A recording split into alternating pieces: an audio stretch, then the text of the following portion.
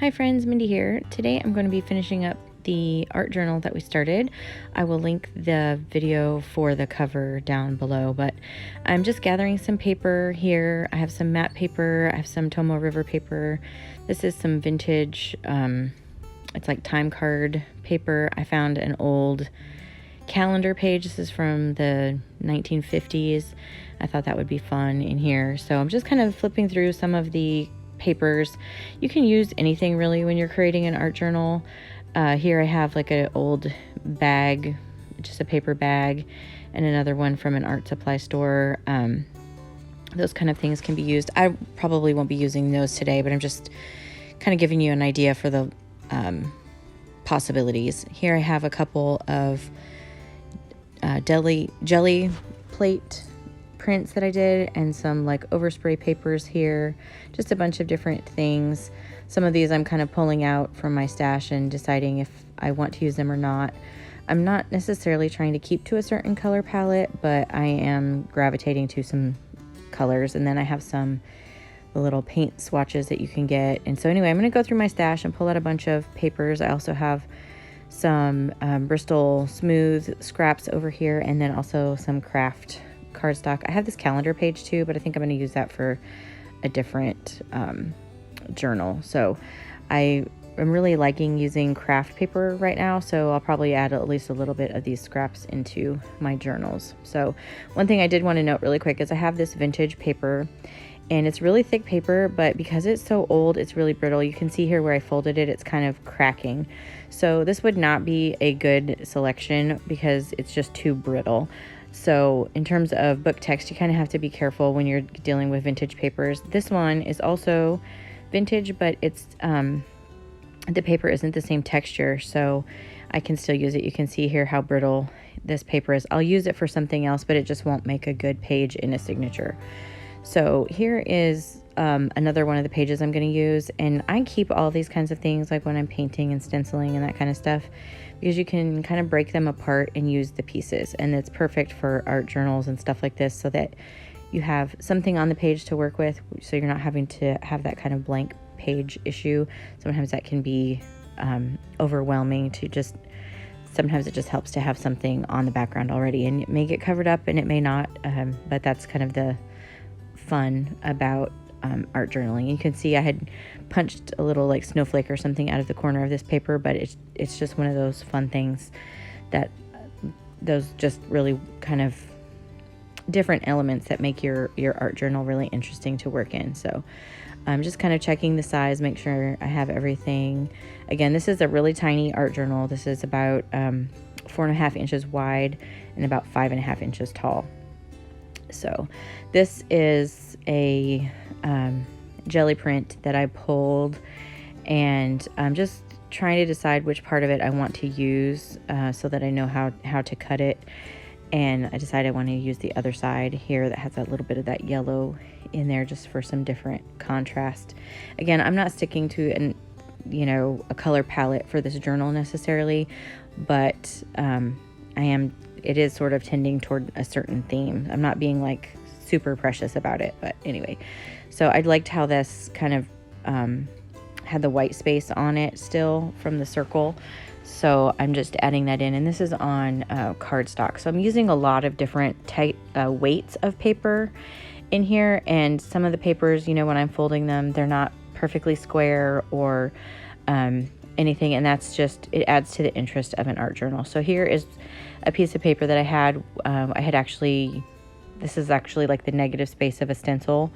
I had used a stencil, and this is what like the spray ink was on top of there. So I went through my stash and pulled out all my papers, and this is what I have settled on. Some of these are on deli paper. This actually is a Bible page.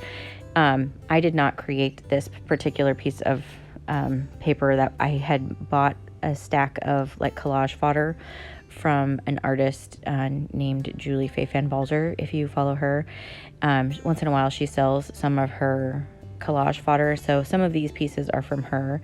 This is some maps, and I'm just kind of going through and showing you all the papers that I ended up selecting that are going to go in this journal. And I'm planning on having 2 signatures in here, so I'm trying to make sure I kind of have one style for each of the signatures. It's not a hard, fast rule, but and this is one where I had punched out some butterflies, and I just thought it would be neat to have that. So I cut that paper down so that the butterflies would be on the top, and then I'll put that over another piece of paper just to add just some interest. So don't feel like you have to throw, everything away, because there's a lot of different uses for things, especially in something like an art journal. So again, you see me here going through and kind of just trying to make sure that my signatures have an even amount of pages roughly, and styles and everything. And now I'm going to go through here. I decided I had 2 pieces of like white paper that had black paint on them. So that's what I'm going to use for like the first page of each of those signatures.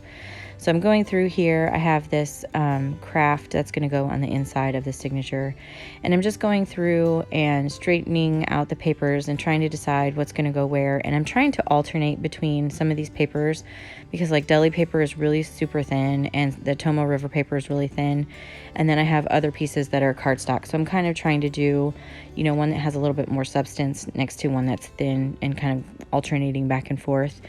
I just feel like that's going to help the stability of this a little bit. And now I'm trying to decide where I want to put this paper with the butterflies, because I want it to have some color behind it, just for a little extra interest. And then I realized I folded this in the wrong way, so it's going to be too wide. So I'm just going to refold it really quick. And then this is going to be tucked in kind of the inside of the signature. And this is one of the shorter pieces that I'm using. Like I mentioned, all my pages are different sizes and things.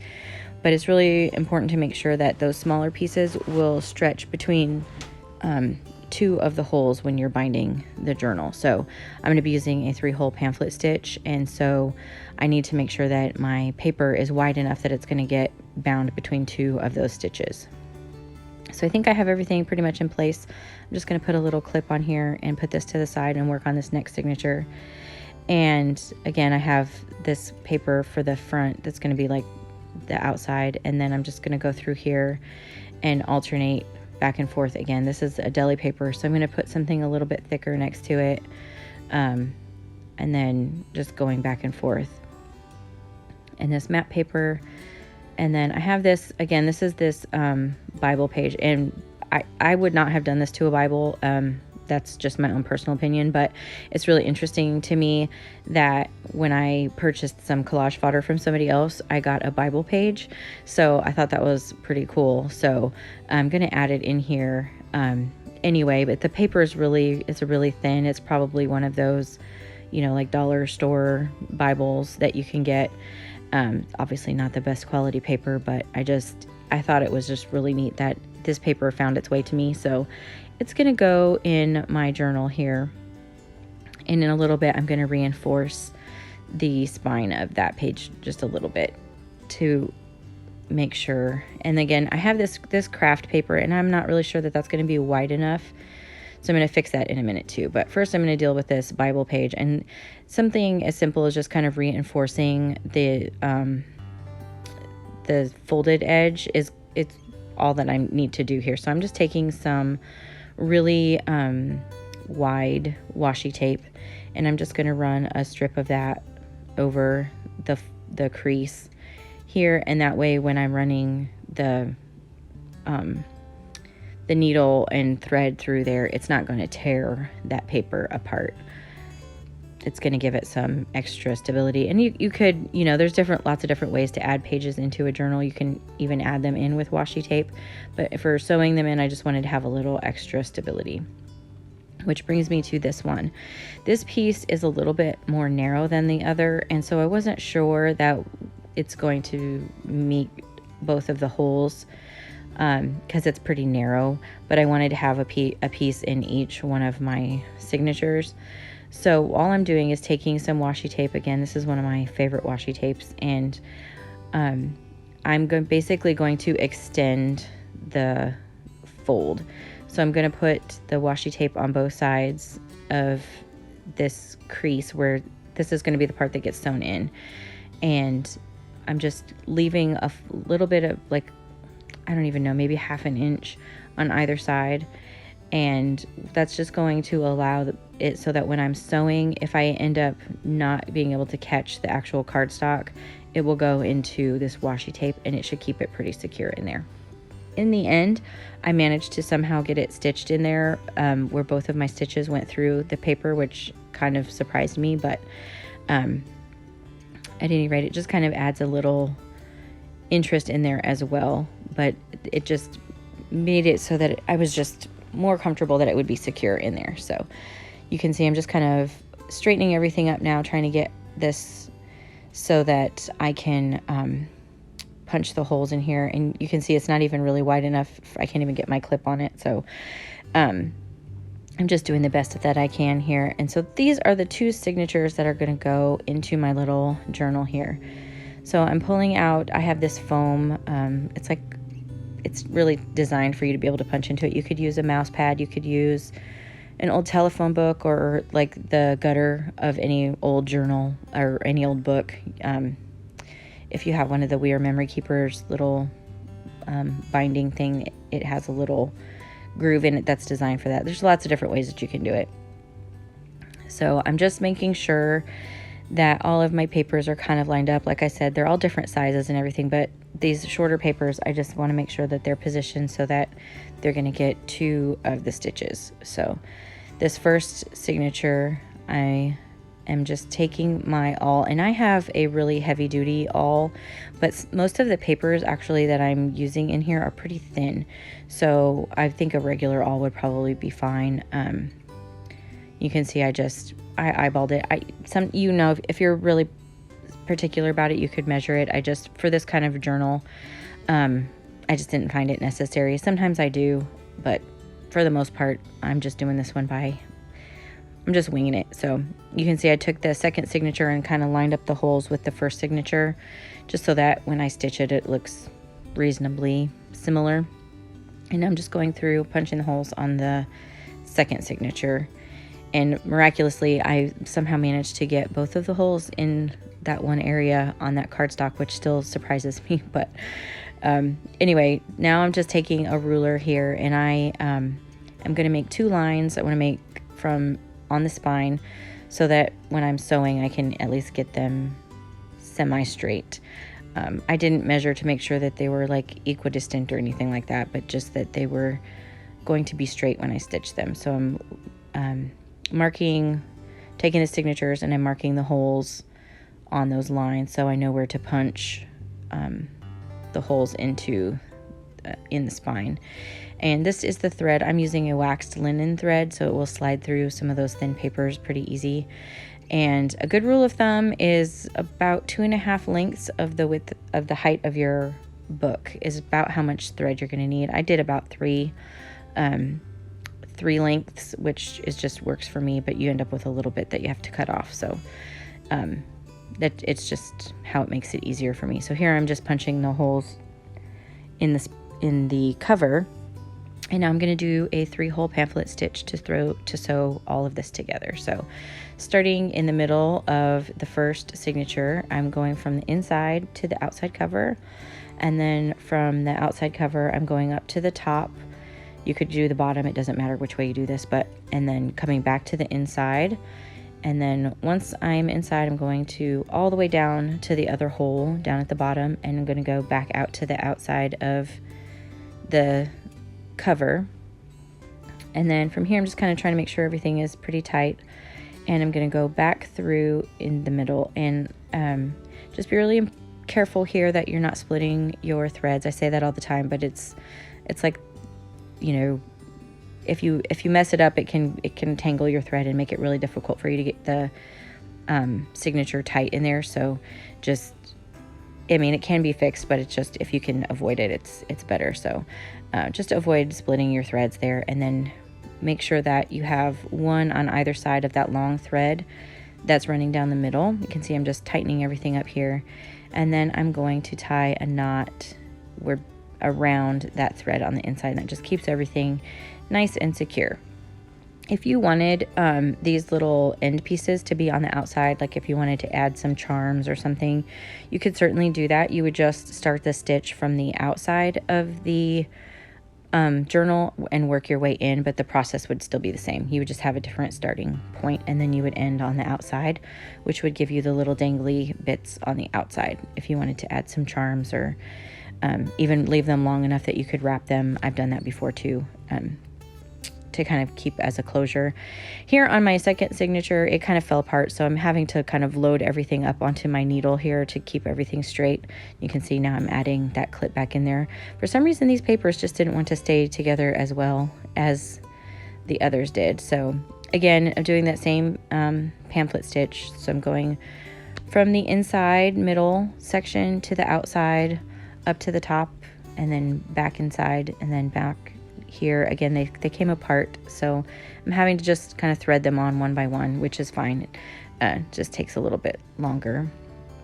And going back out to the outside cover, and I'm not really sure what happened here. It just kept falling off of my needle, but anyway, so I'm going out to the outside, and then I will go again back through the middle, just being really careful not to split those threads. It's especially with the waxed linen, it can be tricky, but I like using the waxed linen because it's a little bit stiffer, and it slides through these thinner papers really easily.